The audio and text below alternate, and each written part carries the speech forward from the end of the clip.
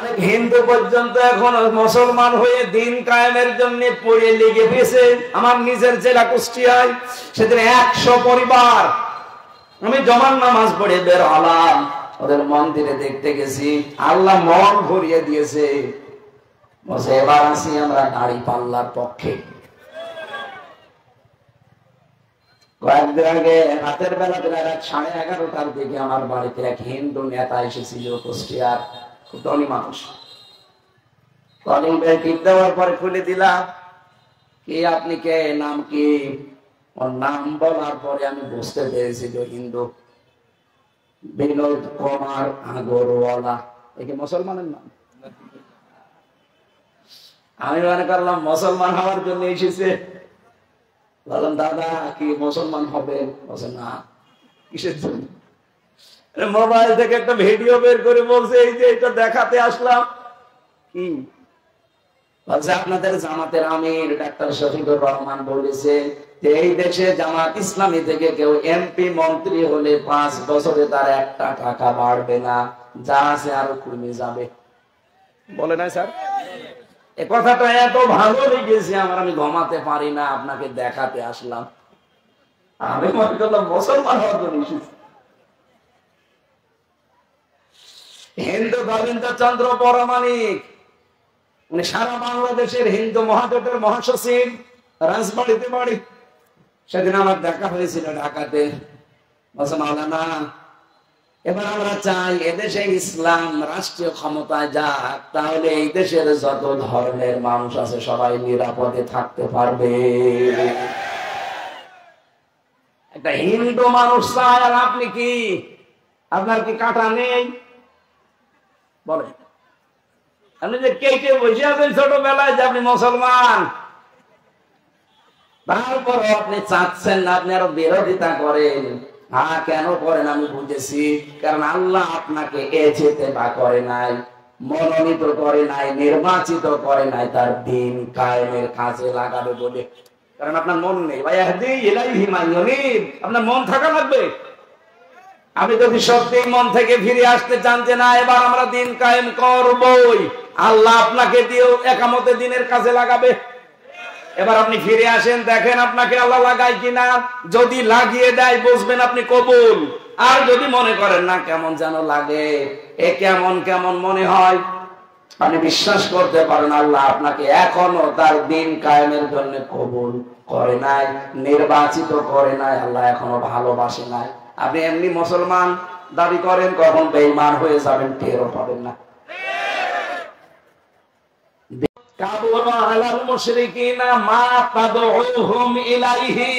যেদিকে আপনি ডাকছেন এই কথা শুনলে রাগ হবে মুশরিকদের।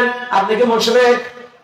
আমি তো আমার বাবার বিধান কায়েম করার জন্য সে কুষ্টিয়া থেকে এসে বলি না, সারা জীবনই আমি বলছি আসেন আমরা আল্লাহর দিন কায়েম করি। কথা বলে না কেন? সুতরাং আমাদের কথা শুনলে যাদের রাগ হয়, মন খারাপ হয়, বুঝতে হবে তাদের ভেতরে শিরিক আছে।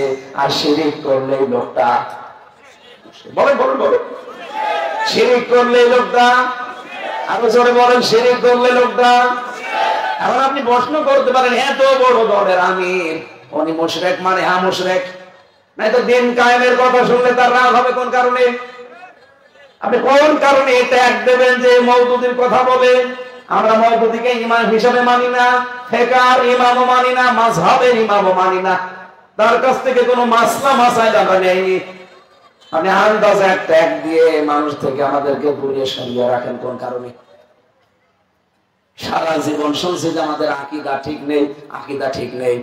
আজ পর্যন্ত তো দেখলাম না যে কোন আকীদা ঠিক নেই সেটা বলতে। ছেলে কান নিয়ে গেছে, এই দৌড়াচ্ছি আমরা। সত্যি বলছি, সারা জীবন শুনছি যে আমাদের আকীদা ঠিক নেই, কোন আকীদা ঠিক নেই সেটা আমি আজ পর্যন্ত শুনি নাই। খালি ছেলে কান নিয়ে গেছে, দৌড়াচ্ছে, শুধু এইটা চলছে। সাফ কথা, যারা দিন কায়েমের কথা শুনলে, যে কোনো আলেম হোক, ইমাম হোক, খতিব হোক, যে কোনো মুসলমানও দাবি করে, যদিও যদি মন খারাপ করে, বুঝবেন ওর দ্বারা কোন শিরিক হচ্ছে। হয়তো টের পাচ্ছে না যে শিরিক কোনটা, অবশ্যই হচ্ছে, নয়তো কোরআনের আয়াত আপনি কি করবেন? যে কোনো ভাবে তার দ্বারা শিরিক হয়ে যাচ্ছে, আর শিরিক হলে লোকটা মুশরিক, আর মুশরিকের কাছে খারাপ লাগবে। এই জন্য এরা আজ দিন কায়েম করতে দিতে চায় না। ধোয়া তুলেছে যে আমরা নাকি কওমি মাদ্রাসা তুলে দেব।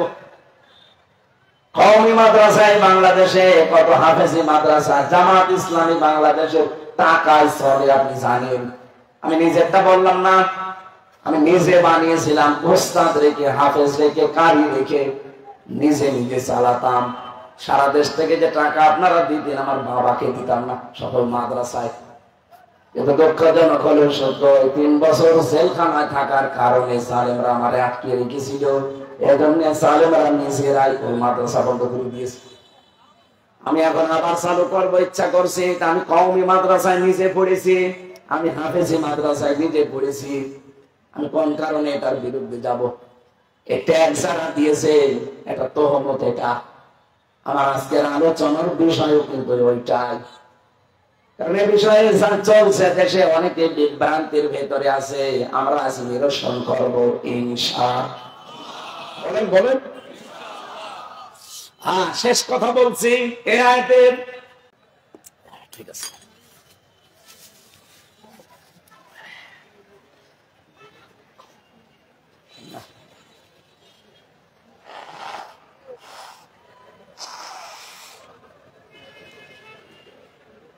শরীর খারাপ নেই, মাহফিলগুলো বন্ধ করা দরকার। মানুষ চাই আমার আবার বেঁচে থাকা লাগবে না। ডাক্তার তো বলছে যে আপনার এসব করার দরকার।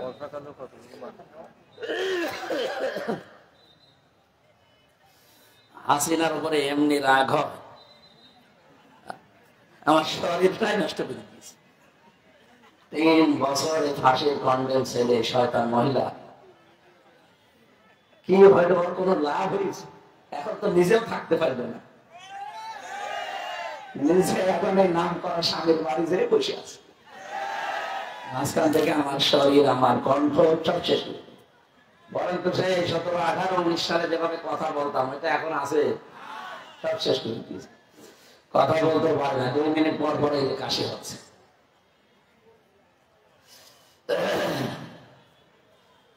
যা খাওয়াইছে শরীর এখন স্বাভাবিক হতে আমার সময় লাগবে আরো কয়েক বছর। খেতে দিত না তো ভেতরে, যা দিত এটা খেয়ে বাঁচা যায়। আর প্রত্যেক খাবারে দেয় তেঁতুল।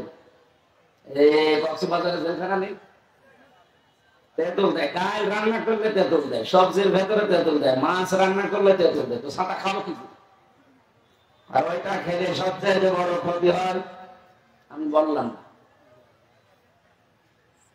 1 নম্বরে, 2 নম্বর কণ্ঠে, এই যে কণ্ঠটা নষ্ট হয়ে গেছে এই কারণে 3 বছর এটা খেয়েছে। দোয়ায় যেহেতু অনেক কিছু পরিবর্তন হয়, আপনারা অনেক ভালো মানুষ, একটু দোয়া করেন আল্লাহ যেন ওই 18, 19, 20 সালের মতো কণ্ঠ এবং শরীরকে আবার ফিরিয়ে দেন। আয়াতের শেষ কথা বলে আমি তাফসিরে প্রবেশ করছি। তাফসিরের কোরআন মাহফিল না? ঠিক আছে।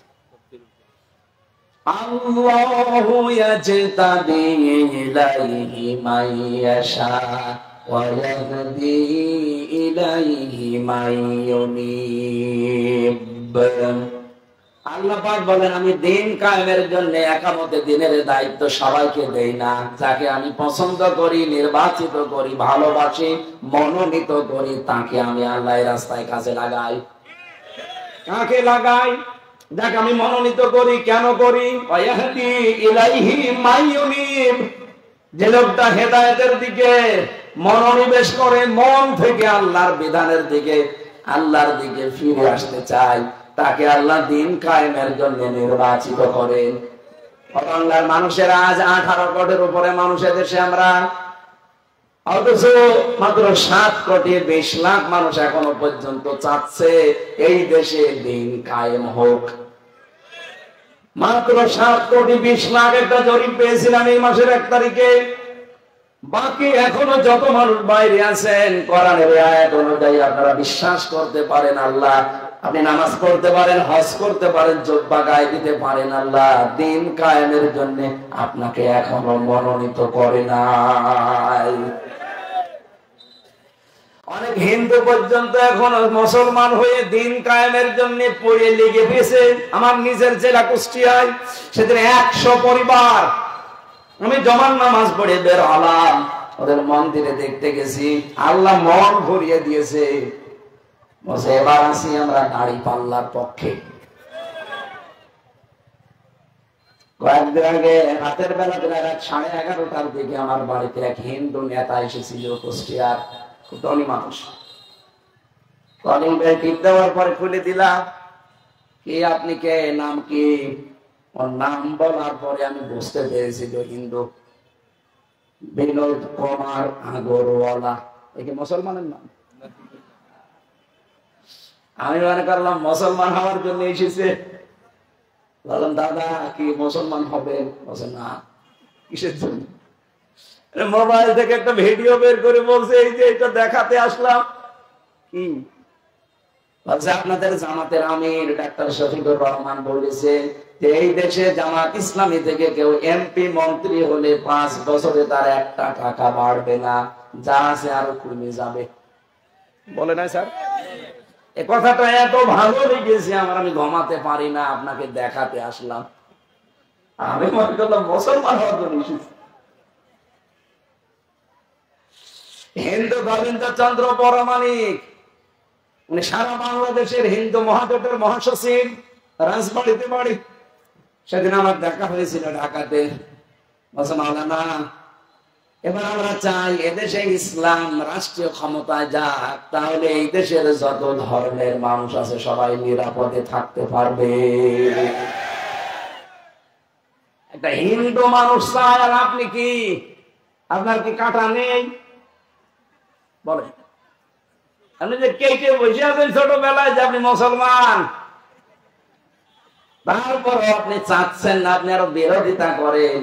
হ্যাঁ, কেন করেন আমি বুঝেছি, কারণ আল্লাহ আপনাকে এজেতে বা করে নাই, মনোনীত করে নাই, নির্বাচিত করে নাই তার দিন কায়েমের কাজে লাগাবে বলে। কারণ আপনার মন নেই ভাই, আপনার মন থাকা লাগবে। আপনি যদি সত্যি মন থেকে ফিরে আসতে চান যে না এবার আমরা দিন কায়েম করবই, আল্লাহ আপনাকে দিয়েও একামতে দিনের কাজে লাগাবে। এবার আপনি ফিরে আসেন, দেখেন আপনাকে আল্লাহ লাগায় কিনা। যদি লাগিয়ে দেয় বুঝবেন আপনি কবুল। আর যদি মনে করেন না কেমন যেন লাগে, এ কেমন কেমন মনে হয়, আপনি বিশ্বাস করতে পারেন আল্লাহ আপনাকে এখনো তার দিন কায়েমের জন্য কবুল করে নাই, নির্বাচিত করে নাই, আল্লাহ এখনো ভালোবাসে নাই। আপনি এমনি মুসলমান দাবি করেন, কখন বেঈমান হয়ে যাবেন টেরও পাবেন না। দিন কায়েম করা এটা নফল হলে আমি বলতাম না, এটা ফরজ। এই বাংলাদেশে যদি দিন কায়েম থাকতো, আল্লাহর কসম এই যে সাদাবাজি এই শব্দ শোনা লাগতো না। কত মুসিবতে আছি আমরা সারা দেশে জানেন। কুষ্টিয়াতে আমি গণসংযোগে মাঝে মাঝে বের হই, প্রতিদিনই প্রায় যে কোনো মার্কেটে গেলে দোকানদারেরা আমারে ছড়িয়ে হাউমাউ করে কাঁদে, বলে হুজুর আর পারি না, ছাপা খবে আছে। আমার তো মনে হচ্ছে ডাকসু আর রাকসু যেভাবে, ডাকসু আর জাকসু যেভাবে এই দেশের মানুষেরা, বিশেষ করে ছাত্র সমাজ, তাদের বিবেকটা কাজে লাগিয়েছে। অনেকেই তারা বিবেক কাজে লাগাতে অলরেডি বাংলাদেশে এখন বসে আছে। এখনো যদি কারো চরিত্র সংশোধন না হয়, যেভাবে ভরাডুবি হচ্ছে, এর চাইতেও বেশি হবে, তখন এমনি পাগল পাগল হয়ে যাবে। আশা করছি কাজগুলো আপনারা ছেড়ে দেন, ফিরে আসেন, সবাই আমরা কাঁধে কাঁধ মিলিয়ে দেশটাকে আবার, অন্তত মালয়েশিয়া যদি 21 বছরে তারা দাঁড়িয়ে যেতে পারে, সিঙ্গাপুর যদি 21 বছরে দাঁড়িয়ে যেতে পারে, আমরা 54 বছরে পারি না কেন? কি কম আছে আমাদের? তাদের চাইতে আমাদের একটা জিনিস আরো বেশি আছে, লোকবল, জনবল। এই কথা বলবেন না কেন? তাদের দেশে এত লোকবল নেই। মালয়েশিয়া আমি পুরাটা ঘুরেছি, এই দেশের চাইতে প্রায় 5 ডবল বড় দেশটা, মানুষ মাত্র 1 কোটি, তাও 40 লাখ আমাদের বাংলাদেশে, আরো বিভিন্ন দেশ থেকে আসা। তাহলে ওরা ওই দেশের মানুষ আর কয়জন? 1 কোটির ভেতরে 20 লাখ আমরা বৈধ আর 20 লাখ অবৈধ, সব মিলে 40 লাখ আমরা। আমি মাঝে মাঝে যে ওই দেশের বিভিন্ন হোটেলে যখন থাকতাম, নিচে নামলে দেখি দুইজন বসে বসে চা খা। কি গো, আগেই পালিস, তাদের পালাইলেন কেন? বাইরে যেতে পারেন না? বলে বাইরে যাবো কি করি? এদেশে 20 লাখ তো বাঙালি আছে, আরো 20 লাখ, 40 লাখ মানুষ এদেশে আমাদের। বাইরে গেলে যদি আমারে দেখতে পাই, পিটিয়ে ভক্তা বানিয়ে ফেলবে। এই জন্য খুব চুরি করে আসি, আপনি দোয়া করেন, আপনার জন্য দোয়া আসবে। আপনি সব পাচার করে বসে আছেন, আপনার জন্য দোয়া আসবে। 3 তারিখের রাতে দেখলাম ভাব ভালো না, এই জন্য 4 তারিখে আমি পালিয়েছি। আপনি আমার জন্য দোয়া করেন, আমি যেন এখানে থাকতে পারি। থাকেন, দেশটা এত বড় বিশাল দেশ, ওদের জনবল নেই, লোকবল নেই, অথচ শুধু সততা আর খাদ্যে ভেজাল রোগ করার কারণে দাঁড়িয়ে গেছে। ওদের এরকম রোগ শোধ নেই। আমি এই যে 15 দিন 20 দিন 1 মাস করে যেয়ে থাকি, একটা কাশি হয় না। এত বড় বিশাল দেশ, প্রতিদিন 300 কিলো কি 2000 কিলো 2500 কিলোমিটার রান করা লাগে প্রতিদিন আমার মাহফিল। অথচ এই দেশের এই কয় কিলো আসলাম,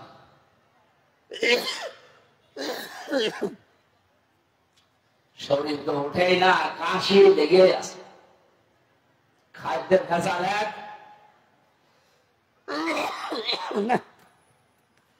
মাহফিল বন্ধ করা দরকার, এইভাবে হয় না। জানের উপরে বাস গাড়ি,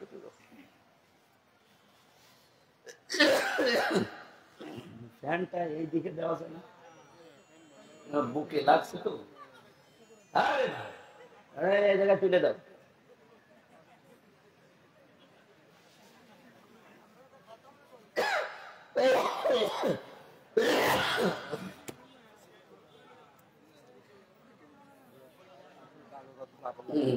তাড়াতাড়ি এই জায়গায় দিয়ে পেছনে দিয়ে দেন, আবার ঘেমে গেলে আবার ঘাম বসে ধরে গলা বসে। সুবহানাল্লাহ।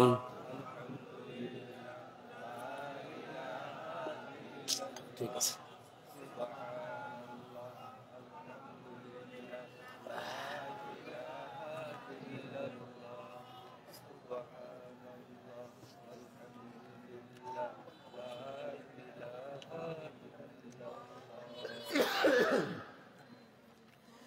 লা ইলাহা ইল্লাল্লাহ মুহাম্মাদুর রাসূলুল্লাহ।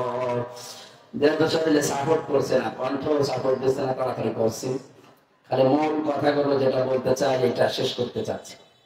সূরা হুমাযা 104 নম্বর সূরা কোরআনে কারীমের 33টা শব্দ আছে, 161টা অক্ষর আছে। এটা নাযিল হয়েছে উমাইয়া ইবনে খালফ, এই লোকের কিছু গালি গালাজের কারণ। আমরা আসামে নজরুল এভাবে পড়েছি ফিজর আলে কোরআনে।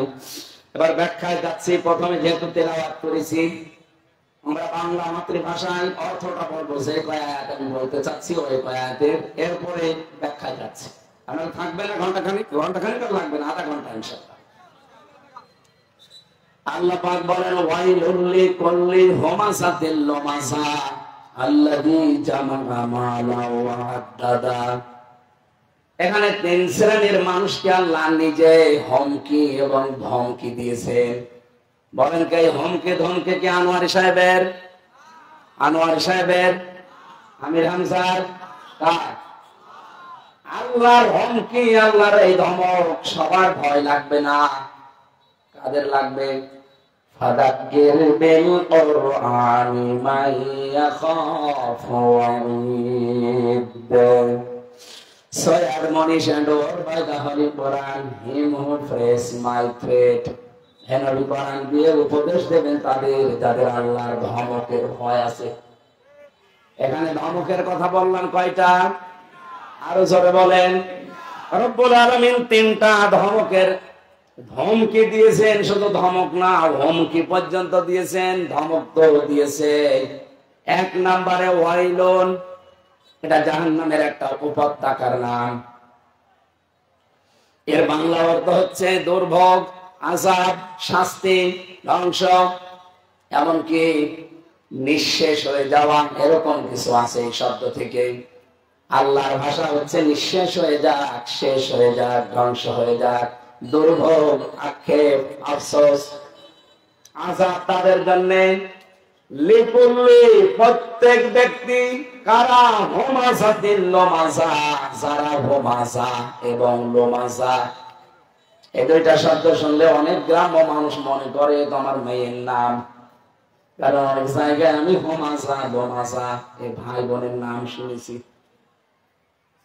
একজনকে জিজ্ঞাসা করছে আপনার মেয়েদের নাম বলে যে ডাকলেন, হুমাযা লুমাযা, এদিকে আয়, কোথায় পেয়েছেন? কোরআন শরীফে। অথচ হুমাযা লুমাযা মানে কেউ জীবনে শুনেছে, বলেছে? হুমাযা শব্দের শাব্দিক অর্থ যারা সামনাসামনি মানুষের নিন্দা করে, অপমান করে, অপদস্থ করে। আর লুমাযা মানে যারা পেছনে মানুষের গীবত করে, পেছনে মানুষের পরনিন্দা করে, পরচর্চা করে, যারা মানুষকে ছোট করে। আমার মনে হয় সবচাইতে বেশি এই গুণাবলী বাংলাদেশের মুসলমানদের ভেতরে, রাজনৈতিক দলের ভেতরে এটা আরো বেশি। আল্লাহ যেহেতু ধমক আছে বিষয়ে, আল্লাহ পাক যেহেতু নিজে হুমকি দিয়েছেন, সুতরাং আমরা যেন সাবধান হই যারা মুসলিম দাবি করছি। হুমাযাতিল লুমাযা এই শব্দ দুটো এত মারাত্মক, এই কাজগুলো করলে আল্লাহ যে জাহান্নামে দেবেন তার নাম হচ্ছে হুতামা। নাম কি? আরো জোরে বলেন। কোরআন শরীফে আমি জাহান্নামের স্তর পেয়েছি 7টা, এই হুতামা তার ভেতরে 6 নম্বরে। খুব মারাত্মক একটা জায়গা। আল্লাহ বলেন এর ভেতরে যা আছে পুরাটাই আগুন, নারুল্লাহিল মুকাদ্দা, এটা আল্লাহর জ্বালানো আগুন।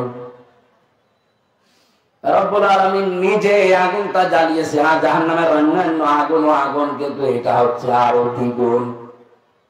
পৃথিবীর আগুনের সাথে পার্থক্য হচ্ছে এতটুকু, পৃথিবীর কোন আগুন যদি কারো শরীরে কোনো জায়গায় লাগে, সঙ্গে সঙ্গে ওই জায়গাটা পুড়ে যায়। আর এই হুতামার ভেতরে যে নারুল্লাহ আছে, আল্লাহর আগুন, এটা যদি সত্যি কারো শরীরে কোনো জায়গায় লাগে, আগে কলিজা পুরো সারকার করে যায়। অথচ এখানে যাবার মতো মানুষ আমরা বাংলাদেশে বহু আছি, যারা সামনাসামনি মানুষকে অপমান করে, তাদের দোষের কথা তুলে ধরে, পেছনে পেছনে মানুষের পেছনে লেগে থাকে। এই দোষটা বাংলাদেশে এখন আছে কিনা বলেন তো?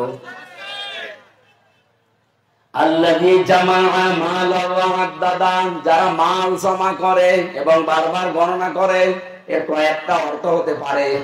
1 নম্বরে যারা মাল জমা করে, যে কারণে খরচ করা দরকার এই খরচ তারা করে না, তার মানে তারা দাতা না।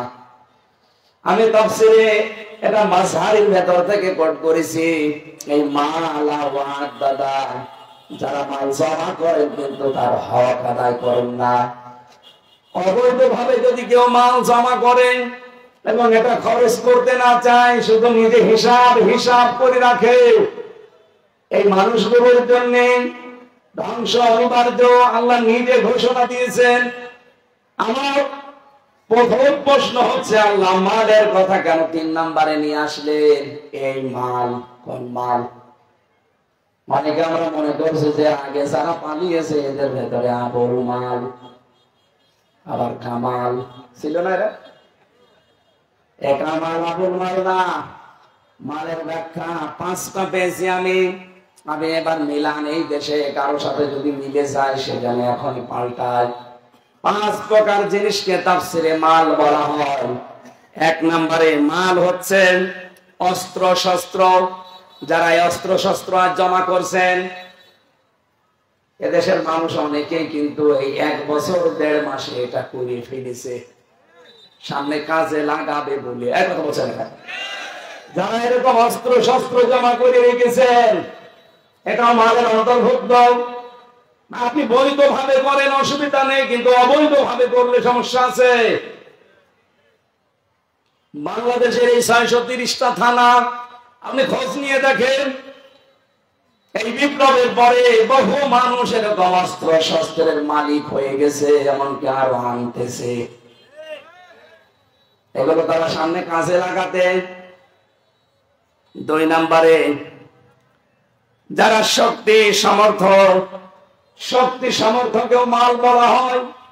3 নম্বরে লোকবল জনবল, যারা লোকবল জনবল বাড়াতে থাকে, শুধু লোক বাড়ায় জনবল বাড়ায়, আর বারবার দেখবেন তাদের মুখে এই কথা যে আমরা বড় দল বড় দল। আপনি বড় দল তাতে হয়েছে কি? এত বড় দল করে না কি গো, হাঁটলেন আপনি দেখেন না? এখানে জনবল লোকবলের যারা বড়াই করেন, যারা এগুলো বিভিন্ন কায়দায় জমা করেন, সে যেভাবে হোক,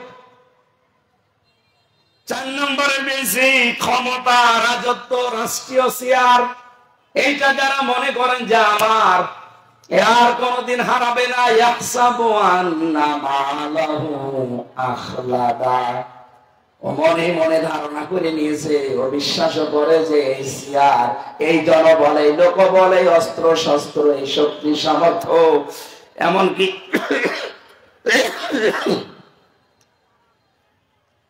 এই ক্ষমতার চেয়ার যা একবার পেয়েছি জীবনে আর আমার কাছ থেকে দূরে চলে যাবে না, হারাবে না, এই ধারণা পৃথিবীতে কাফিরদের। আমি 2 জনের নামে এই আয়াতের তাফসীর পড়তে গিয়ে পেয়েছি। 1 নম্বরে পেয়েছি আবু লাহাব। একটা মন্ত্রী ছিল, এর যে সম্পদ ছিল, আল্লাহ বলেন একটাও কাজে আসে নাই। তাব্বাতি ইয়াদা আবি লাহাবি ওয়া তাব মা আগনা আনহু মালুহু ওয়া মা কাসাব। আল্লাহ পাক বলেন ধ্বংস হয়ে যায় আবু লাহাব এবং তার 2 হাত সহ, ধ্বংস হয়েছে। ওয়া তাব্বা মা আগনা আনহু মালুহু ওয়া মা কাসাব, কাছে আসে নাই তার যে সম্পদ, সেটা উপার্জন করেছিল, সেটা অর্জন করেছিল, একটাও তাকে উপকার করে নাই, কাজে আসে নাই। এমনকি জীবনের শেষ দিকে প্লেগ রোগ হয়ে পচে পচে দুনিয়া থেকে বিদায় নিয়েছে, মাটিও হয়নি।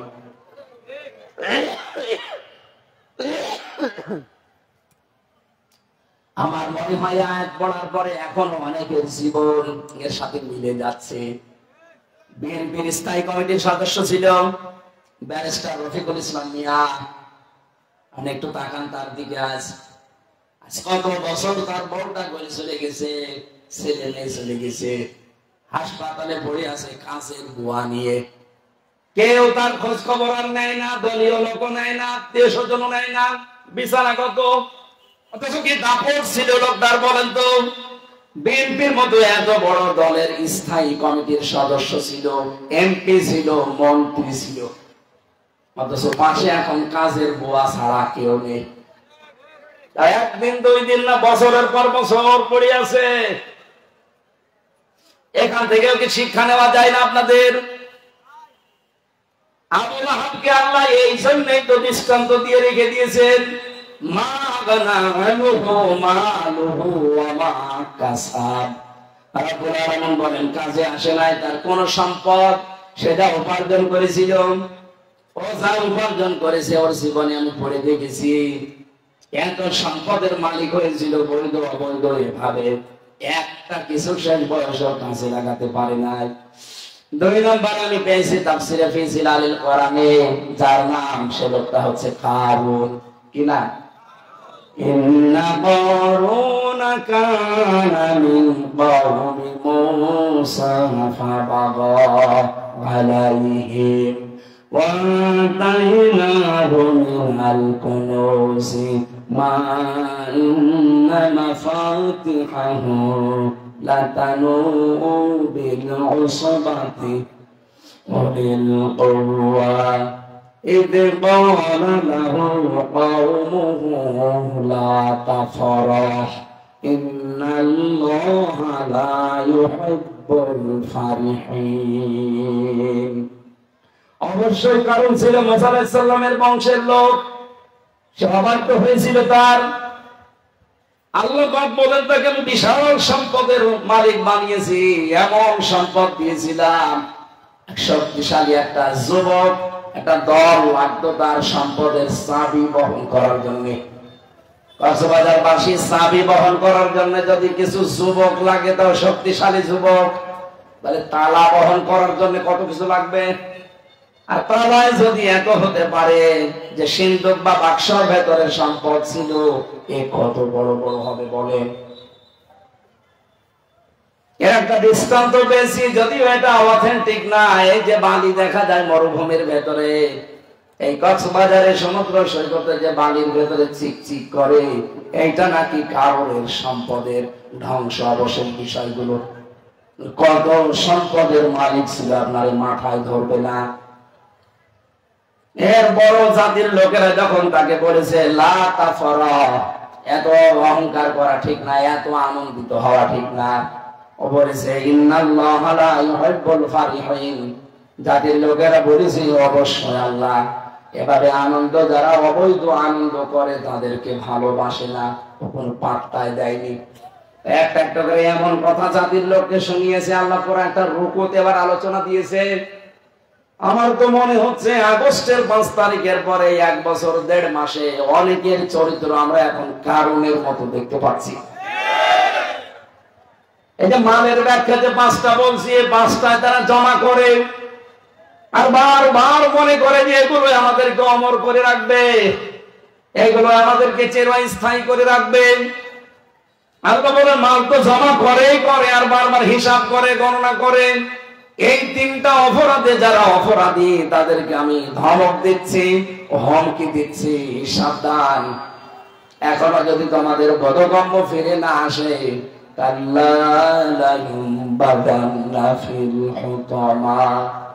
কখনোই না, অবশ্যই তোদেরকে আমি হুতমায় দেব। এবার আমরা তাফসীরে প্রবেশ করছি।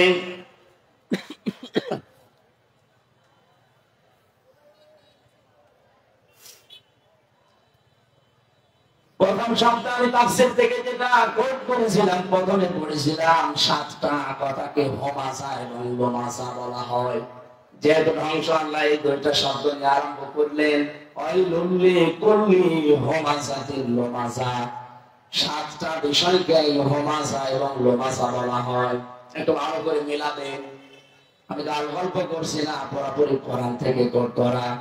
1 নম্বরে যারা পর নিন্দা করে, পরের নিন্দা, এই শব্দটার সাথে পরিচিত না আমরা।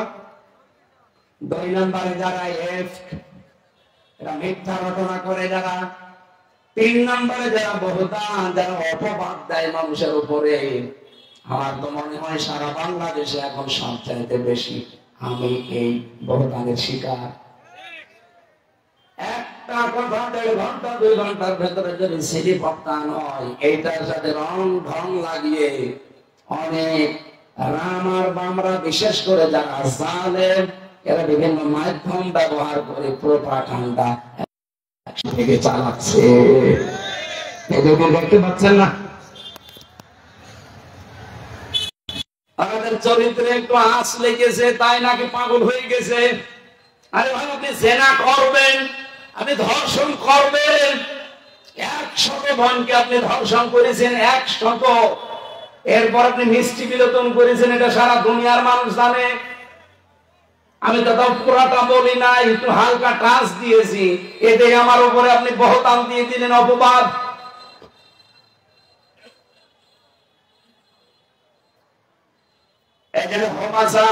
আমি দেখতে পাচ্ছি সারা দেশে, এই কারণে আজকের আবার নেওয়া। 4 নম্বরে নামিমা, চগলখড়ি করা, এর কথা ওর কাছে লাগানো, এটা তো আর কক্সবাজারে নেই। 5 নম্বরে হোমাজা, 6 নম্বরে লোমাজা, 7 নম্বরে শাতাম, মানে মিথ্যা বলে ব্যঙ্গ করা। এই 7টা বিষয়কে হোমাজা লোমাজার ব্যাখ্যা আমি তাফসীরে মাসারির ভেতরে অথবা ফিসিদাল কোরআনের ভেতরে পেয়েছি। আমাদের ভেতরে যেন একটা না থাকে, বলেন আমিন।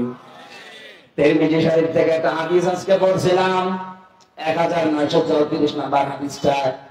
আনাবি হুরায়রা রাদিয়াল্লাহু তাআলা আনহু قال قال النبي صلى الله عليه وسلم ذكرك أخاك بما يكره।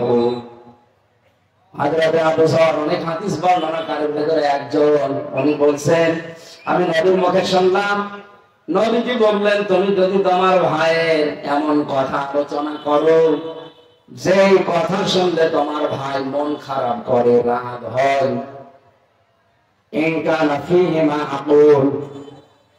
যদিও যে কথা তুমি বললে তার ভেতর ওই দোষটা আছে।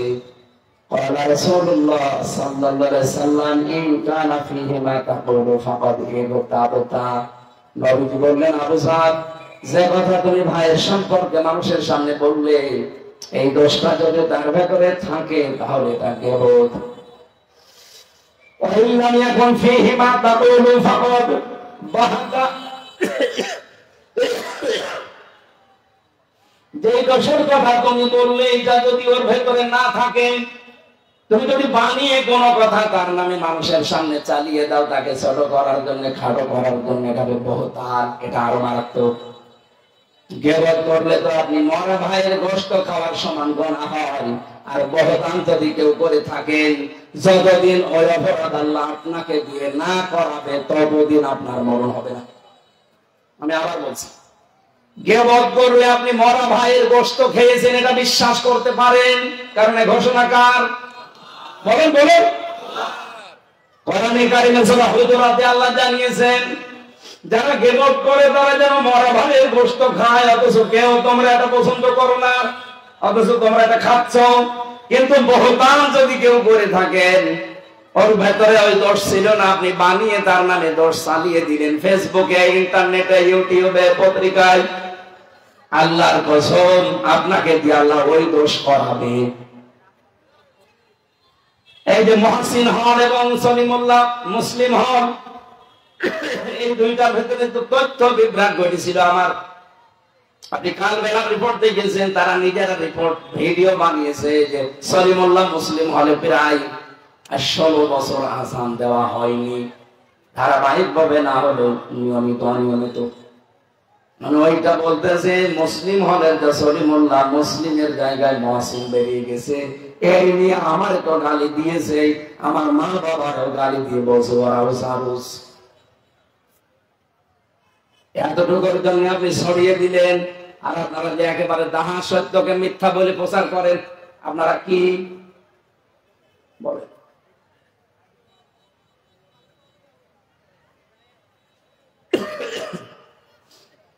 নবীজি বললেন, ওই গোনা যদি কেউ করে থাকে তুমি আইন, যে যেই দোষ তোমার ভাইয়ের ভেতরে বোনের ভেতরে ছিল না, অথচ দোষ চাপিয়ে দিলে, আমি নিজে বলছি তোমাকে আল্লাহ ওই গোনা করাবে দুনিয়ায়, এরপরে মরণ দেবে। আর কিয়ামতের তা তো আরো ভয়াবহ। ওমা ইয়াকসিব খাতিয়াতান আও ইসমান সুম্মা ইয়ারমি বিহি বারিয়ান ফাকাদ ইহতামালা বুহতানা ওয়া ইসমান মুবিনা।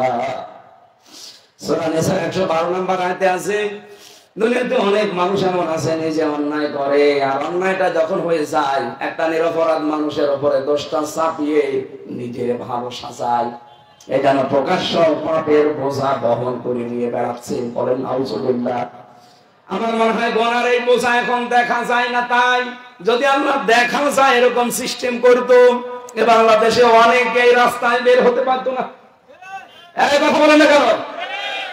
আপনি নিজে অন্যায় করবেন, অন্যায়টা হয়ে গেলে একটা নিরপরাধ মানুষের উপর, একটা দলের উপরে চাপিয়ে নিজেকে ভালো সাজাবেন। এমনকি অনেকে রাজনৈতিক হাতিয়ার এটা বানিয়েছে, দোষ করে নিজেরা, আপনাদের থিওরি হচ্ছে ওর উপরে চাপিয়ে দাও, ওর উপরে দোষ দিয়ে দাও। এই সংস্কৃতি এখন আরম্ভ হয়েছে না? দোষ করে নিজে, অন্যায়টা হয়ে গেছে, এখন করবে কি বলো, ওর উপরে চাপিয়ে দাও। এখন হয়তো আপনি টের পাচ্ছেন না, কোরআন বলছে সূরা নিসার 112 নম্বর আয়াত পড়বেন বাংলায়, আপনাকে আল্লাহ কিয়ামতে প্রকাশ্য পাপের বোঝা বহন করাবে। আর সূরা আনামের 31 নম্বর আয়াতে আছে আলা সামা ইয়াসিরুন, ফেরেশতারা আপনারা দেখে বলবে কত নিকৃষ্ট বোঝা আমির হামজা বহন করে নিয়ে যাচ্ছে। বলেন নাউজুবিল্লাহ। আমরা যেন এই গুনাহ থেকে নিজেদেরকে হেফাজত করতে পারি, বলেন আমিন। গীবত 4টা জিনিসের দ্বারা করা হয় পৃথিবীতে। 1 নম্বরে আল গীবাতু বিল লিসান, মানুষ মুখ দিয়ে গীবত করে। 2 নম্বর আল গীবাতু বিল কলব, অন্তর দিয়ে মানুষ গীবত করে। 3 নম্বর আল গীবাতু বিল ইশারা, ইশারার দ্বারা গীবত করে, ইঙ্গিতের দ্বারা। 4 নাম্বার গীবত বিল কিতাবা, লিখিত বিষয় দিয়ে, যেটা পত্রিকায়, ফেসবুকে, ইন্টারনেটে, ইউটিউবে, এই যে বিভিন্ন সামাজিক মাধ্যমে যারা লিখে, এগুলো আল গীবত বিল কিতাবার ভেতরে পড়ে। সুতরাং আমরা সাবধান। মোবাইল থাকলে, ইন্টারনেট আছে, ফেসবুক আছে, আপনি শুরু করে দিলেন, আপনি মরা ভাইয়ের কষ্ট খাচ্ছেন, যদি ওটা সত্য হয়। আর যদি মিথ্যা হয়, অবশ্যই আপনাকে দিয়ে আল্লাহ এই গুনাহ দুনিয়ায় করাবে।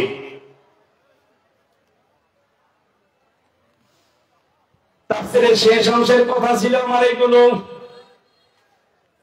আর রব্বুল আলামিন বলেন, বহু মানুষ আছে তারা মাল যেভাবে জমা করা দরকার জমা করে না, যেভাবে খরচ করা দরকার খরচ করে না। এমনকি যারা জমা করে খরচও করে, 2 শ্রেণীর নাম এখানে আমি পেয়েছি। বড় দাতা আছে পৃথিবীতে, দান করলে সে আল্লাহর বন্ধু হয়, কিন্তু এই দান করার কারণে সে শয়তানের বন্ধু হয়। প্রশ্ন আসতে পারে, দান করে যদি শয়তানের বন্ধু হয়, জাহান্নামে যাওয়া লাগেও দান আমি আর করব না। হ্যাঁ, করবেন না। 5 জায়গায় দান করলে আপনি জান্নাতি, আর 1 জায়গায় দান করলে আপনি জাহান্নামী। আপনি নিলাম তো আপনার দান হচ্ছে কিনা। 1 নম্বরে, এটা বুখারী শরীফের 2909 নম্বর হাদিস থেকে বলছি, 5 প্রকার দাতা জান্নাতি। বলেন সুবহানাল্লাহ। 1 নম্বরের দাতা যারা ইয়াতিম মিসকিনদেরকে দান করে, ইয়াতিম এবং মিসকিনদেরকে যারা দান করবে, এই মানুষগুলোর দান জান্নাতি বলে ঘোষণা দেওয়া হয়েছে। 2 নম্বরে যারা 3টা মেয়ের মালিক, আর 3টা মেয়েকে দিন শিক্ষা এবং খাবার দাবার, লালন পালনে তাদের পেছনে খরচ করে দান করে। সুতরাং মেয়েদের বাবা যারা আছেন তাদের জন্য সুসংবাদ। মেয়েদের পেছনে খরচ করা, তাদের দিন শিক্ষার জন্য, তাদের লালন পালনের জন্য, আর আল্লাহর রাস্তায় দান করা একই কথা। আপনি মেয়ের জন্য যদি লেখাপড়ার জন্য খরচ করেন, দিন শিক্ষার জন্য, মনে করবেন এটা আমি আল্লাহর রাস্তায় দান করলাম। 3 নম্বরে পেয়েছি দিন কায়েমের জন্য যারা দান করে। এদেশে এখন দিন কায়েমের সময় কিন্তু সামনে আসতেছে। আপনার সাধ্য মতো আপনি যদি এ রাস্তায় যতটুকু সাধ্যে আছে যদি দিতে চান, আমার কুষ্টিয়ার ইবি থানা, আমার নিজের আসনের মিজানুর রহমান নামে আমার ভাই, উনি জামাত ইসলামের কর্মী, উনি রোকনও না, জেলা আমিরও না, একটা কর্মী।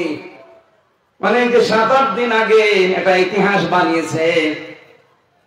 ওনার একটা অটো রিক্সা ছিল, 3টা গরু ছিল, যতটুকু আটা ছিল 8 কেজি মাত্র। পরিবারের সদস্যদের জন্য ওই বেলা রান্না করার পরে প্রায় 6.5 কেজি আটা বেঁচে গেছে। ওইগুলো সব নিয়ে একামতে দিন ইসলামী আন্দোলন বাংলাদেশ জামাত ইসলামীকে উনি বাইতুল মালে সব দান করে দিয়েছে। জেলা আমির জিজ্ঞাসা করেছিল যে আপনি সব এভাবে দিচ্ছেন, এটা তো নিয়ম না, অন্তত 3 ভাগের 1 ভাগ দিন, 2 ভাগ পরিবারের জন্য রাখেন। উনি বলছে, স্যার আপনি নিষেধ করবেন না, আমি আবু বকরের সাথে জান্নাতে যেতে চাই। এখনো মানুষ আছে বাংলাদেশে দিন কায়েমের জন্য। আমরা চাই এরকম মানুষ সারা দেশে তৈরি হোক, তাহলে এই দানের কারণে আপনি জান্নাতি। 4 নম্বরে আত্মীয় স্বজন যারা নিকট আত্মীয় গরিব আছে, এদের দিকে খেয়াল করা লাগবে। বহু মানুষ দেখি হ্যাঁ হজ করে এসেছে, নামাজ পড়ে, তাহাজ্জুদ মিলে, নিজের আপন বোন গরিব, পরিচয় দেয় না, অথচ ধর্ম আত্মীয় পাঠিয়েছে সেই উখিয়া কক্সবাজার চলে যাচ্ছে প্রতি মাসে 3 বার। এলাকায় নেই। আপনি দান করতে চাইলে সরাসরি শুরু করা লাগবে আপনার মা বাবা। যদি কিছু দিতে চান কাউকে, প্রথমে মা বাবা, স্ত্রী, সন্তান, এরপরে নিজের নিকট আত্মীয়, এরপরে প্রতিবেশী, এরপরে আস্তে আস্তে যাবেন। আর আপনারা একবারে সিরিয়াল মেনটেন না করে চলে যাচ্ছেন সেই সিলেটে শাহজালাল। শাহজালাল তো 9 নম্বরে, আপনার 1 থেকে 8 নম্বর গেল কোথায়?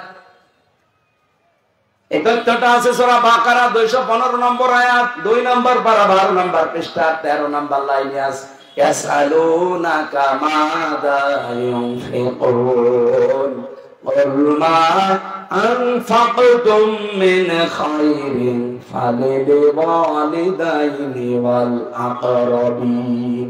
ইলা আখির আয়াত। 5 নম্বরে আমি পেয়েছি যারা দ্বীন শিক্ষা করার জন্য তাদের সম্পদকে দান করে, ব্যয় করে, এই 5টা দান জায়গায় দান করলে এই দাতা জান্নাতি। দান করেও জাহান্নামে যাবে কারা? যারা গান বাজনা এগুলোর অনুষ্ঠান করার জন্য, মানুষের চরিত্র নষ্ট করার জন্য দান করে। কোরআন প্রচার হবে, 10টা টাকা দিতে চায় না, যদি বলা হয় গানের মাস্টার আসবে 5 লাখ টাকা লাগবে, আমি দেব, এরকম আসলে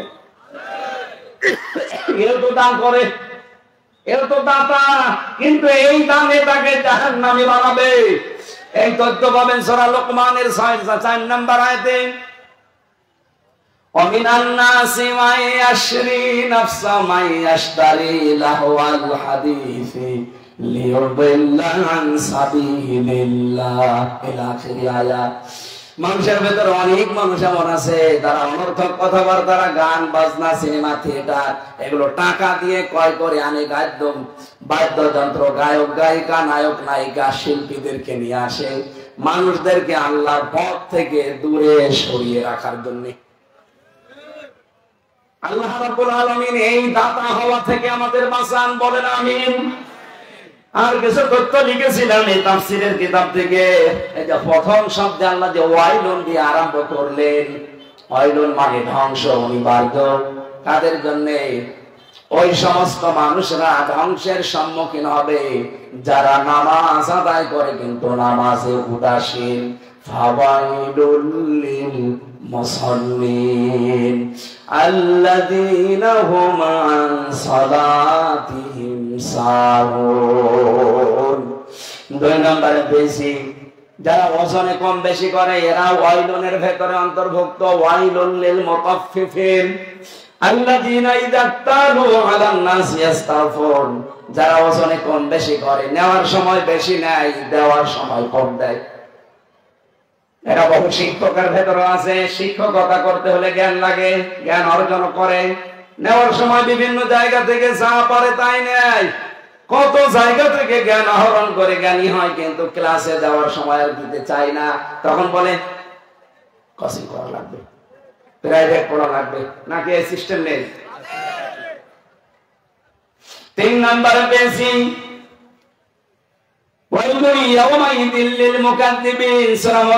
ভেতরে আছে যাদেরকে রুকু করতে বলা হয় তারা আল্লাহর বিধানের সামনে আত্মসমর্পণ করে না, এই মানুষগুলোর জন্য ধ্বংস। তার মানে এখানে রুকুকারীদের সাথে রুকু করা মানে জামাতে হাজির হয়ে নামাজ পড়া।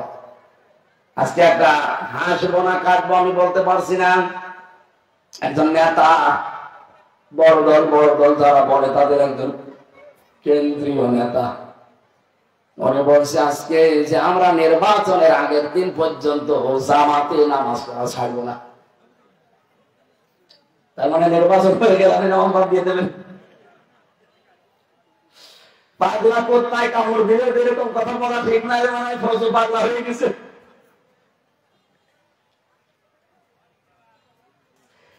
ধোঁকাবাজি যারা করে, মুনাফিকি যারা করে, আল্লাহ তাদেরকে জাতির সামনে উদণ্ড করে দেয়। আসলে ধোঁকাবাজ, আল্লাহ কিন্তু সব জানিয়ে দিয়েছে। 4 নম্বরে পেয়েছি ফাওয়াইলুল লিল মুশরিকিন, মুশরিকদের জন্য ধ্বংস। মুশরিক কাদেরকে বলা হয়? এক কথায় জবাব দিচ্ছি, বাংলাদেশে যদি কেউ থাকেন এখনই পরিবর্তন হবে। আল্লাহ যেটা পারে ওইটা অন্য কেউ পারে এই বিশ্বাস করার নাম শিরিক। আর শিরিক যারা করে তারা মুশরিক। বলেন তো দেশে এমন চরিত্রের মানুষ নেই? সর্বোচ্চ পর্যায়ের নেতাকে বলতে শুনলাম ক্ষমতার উৎস জনগণ, এটা শিরিক। বলেন না কেন? ক্ষমতার উৎস কে? আন্নাল কুওয়াতা লিল্লাহি জামিআ।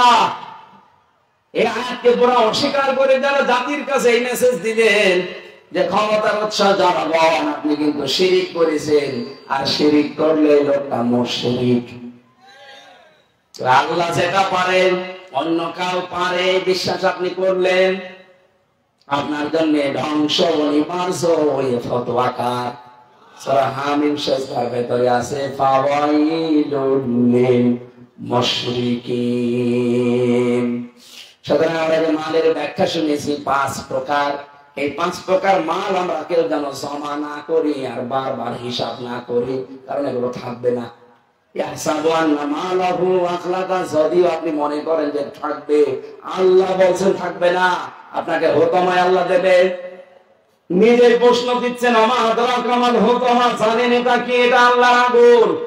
এখানে কাউকে দিলে আমার আল্লাহ তার কলিজা পর্যন্ত জ্বালিয়ে পুড়িয়ে সারখার করে দেবে। এতটুকু যদি আল্লাহ শেষ করে দিত, আমি একটা সত্যি পড়তাম না। শেষের 2টা আয়াত এত ভয়ঙ্কর আল্লাহ দিয়েছেন,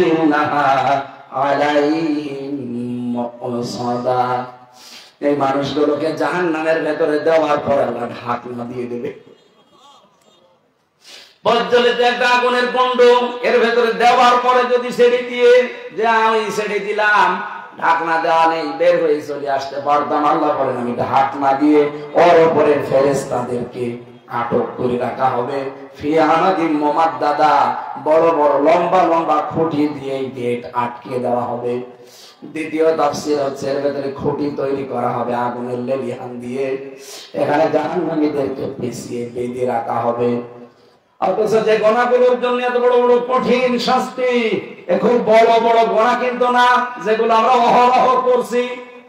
হমাজাব আছে, লোমাজাব আছে, আল্লাযী জামা মালা আছে। এই গোনাগুলো থেকে আল্লাহ আমাদেরকে অন্তত যারা শুনলাম, যারা শুনতে পেয়েছে, সবাইকে যেন হেফাজত করেন, বলেন আমিন। নবীদের প্রতিটি উম্মতে জান্নাতে যাবে, কিন্তু আবা ছাড়া। আবা মানে আমি যেটা গায়ে দিয়েছিলাম, অনেকে মনে করেন ওটা আবা না, ওই আবা না। বিশ্বনবী বলেন আবা হচ্ছে তারা যারা আমার অনুসরণ করবে তারা জান্নাতি, যারা আমার অনুসরণ করে না তারা জাহান্নামী।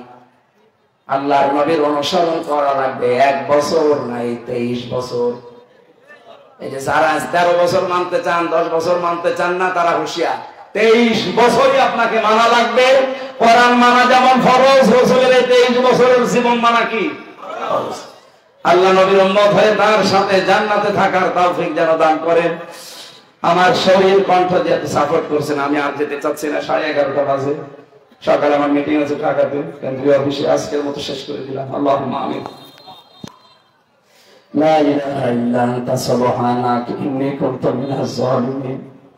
রব্বুল আলামিন, কি আগ্রহ নিয়ে তোমার বান্দার বসে আছে এই কাটা কদমাক্ত জায়গায়, নিচে ভেজা জায়গা, ঠান্ডা উঠতেছে, এরপরও তারা এই 1.5 ঘন্টা একাধারে বসে আছে কোরআন শোনার জন্য, বোঝার জন্য। যারা এত পাগল, আল্লাহ ওহিয়া টেকনাফের মানুষগুলোকে তুমি কোরআনের জন্য ওমরের মতো বানিয়ে দাও। এই বিশাল আয়োজনে যারা শ্রম দিল আল্লাহ, এই যুবকদেরকে, তরুণ আদর্শ যুবকদেরকে তুমি হযরতে হাসান হুসাইনের মতো কবুল করো। যে মা তাদেরকে পেটে নিয়েছে, আল্লাহ খাদিজার মতো বানিয়ে দাও। মাহফিলের প্রধান অতিথি, বিশেষ অতিথিদেরকে মঞ্জুর করো। সম্মানিত সভাপতি, আল্লাহ তাআলা তোমার একজন আলেম বান্দা আমার এই মাহমুদ ভাইকে তুমি মেহেরবানি করে মঞ্জুর করো। প্রধান অতিথি অধ্যক্ষ মাওলানা নূর আহমদ আনোয়ারি, আল্লাহ তাকে কাঙ্ক্ষিত জায়গায় দ্বীনের জন্য পৌঁছিয়ে দাও। বড় আশা, বড় স্বপ্ন নিয়ে আসি আল্লাহ। 300 এমপির ভেতরে 151 জন যেন কোরআন বুকে নিয়ে সংসদে যেতে পারে। রব্বুল আলামিন 56,000 বর্গ মাইল তোমার কালাম দিয়ে চলছে, এটা যেন আমরা দেখে মরতে পারি, সেই তৌফিক দাও। সম্মানিত মা বোন যারা বসে আছেন, এই হমাজা, লোমাজান, জামা, মালা, দাদা, এই যে 3টা ধমক, হুঁশিয়ার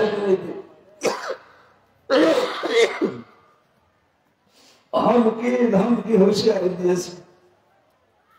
আমরা অনেকে ছোটখাটো মনে করি এই গুণাগুলোকে, এই অপরাধগুলো থেকে তুমি আমাদেরকে বাঁচাও।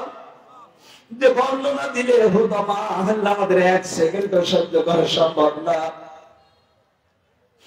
মেহেরবানি করে এই গুনাহগুলো থেকে আমাদের সবাইকে তুমি রক্ষা করো রব্বুল আলামিন। সারা জীবন অপরাধ করে জীবনটা নষ্ট করে ফেলেছি, হাত উঠায় কথা বলবো ভয় করে, লজ্জা করে। আমাদের অপরাধের দিকে তাকালে হয়তো তোমার মাফ করতে ইচ্ছে করবে না। আমাদের অপরাধের দিকে তাকিও না, তোমার রহমতের দিকে তাকাও, জিন্দেগির গুনাহগুলো মাফ করে দাও। দেশি আন্তর্জাতিক যে ষড়যন্ত্র চলছে, কোরআন যেন দেশে কায়েম না হয়। আল্লাহুম্মা ইন্না নাজআলুকা ফি নুহুরিহিম ওয়া নাউযু বিকা মিন শুরুরিহিম। আল্লাহ, সব কিছুর মোকাবেলায় আমরা তোমাকে রাখলাম, মেহেরবানি করে তুমি হামে ও নাসির হয়ে যাও। আল্লাহুম্মা আনতা রাব্বি লা ইলাহা ইল্লা আনতা খালাকতানি ওয়া আনা আবদুকা ওয়া আনা আলা আহদিকা ওয়া ওয়া'দিকা মাসতাতা'তু আউযু বিকা মিন শাররি মা সানাতু আবুউ লাকা বিনি'মাতিকা আলাইয়া ওয়া আবুউ লাকা বিযামবি ফাগফিরলি ফাইন্নাহু লা ইয়াগফিরুয যুনুবা ইল্লা আনতা লা ইলাহা ইল্লা আনতা সুবহানাক লা ইলাহা ইল্লা আনতা সুবহানাক ইন্নী কুনতু মিনাজ জালিমিন। নবের মাটির নিচে কত মানুষ হয়ে আছে, আল্লাহ কবরগুলো জান্নাতুল ফেরদাউস তৈরি করে দাও। 3টা বছর জালেমেরা এমন কোন অত্যাচার নেই যা আমার 3.5 হাত বডির উপরে করে নাই। আমার শরীরটা ওরা নষ্ট করে দিয়েছে, আমার কণ্ঠটাও নষ্ট হয়ে গেছে। আল্লাহ, আমি কোরআনের জন্য ভিক্ষা চাই, আমার কণ্ঠ এবং শরীরটা তুমি মেহেরবানি করে আগের মতো আবার ফিরিয়ে দাও। বারাকাল্লাহু লানা ওয়া লাকুম ফিল কোরআনিল আযীম। জীবনের শেষ কথা যেন বলতে পারি লা ইলাহা ইল্লাল্লাহু মুহাম্মাদুর রাসূলুল্লাহ।